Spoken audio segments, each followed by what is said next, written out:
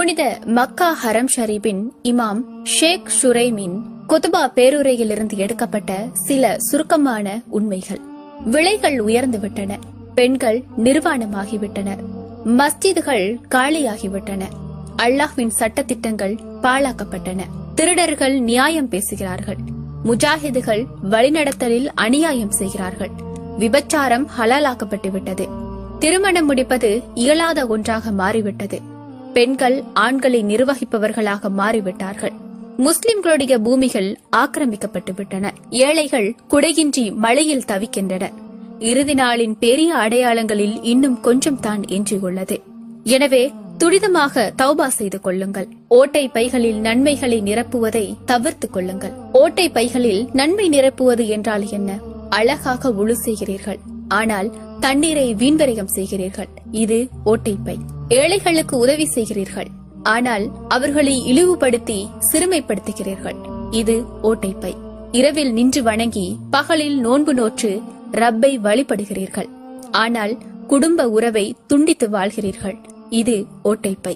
நோன்பு நோற்று பசிதாகத்தில் பொறுமையோடு இருக்கிறீர்கள், ஆனால் பிறரை ஏசி திட்டி சபிக்கிறீர்கள்.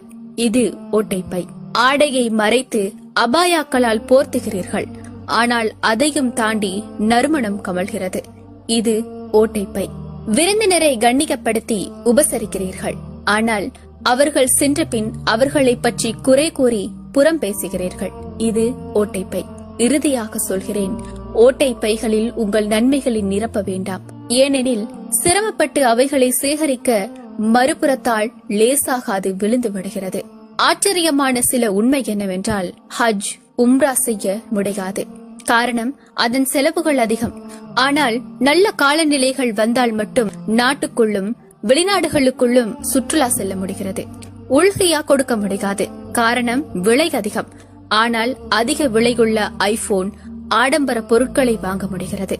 நாளாந்தம் சமூக வலைதளங்களில் 100 செய்திகளை வாசிக்க முடியும், ஆனால் குர்ஆனின் 10 ஆயத்துக்களை ஓத நேரமில்லை. அஸ்தக்ஃபிருல்லா, அல்லாஹ் பாதுகாத்தவர்களை தவிர.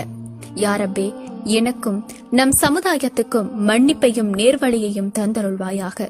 ஆமீன், ஆமீன் யா ரப்பல் ஆலமீன்.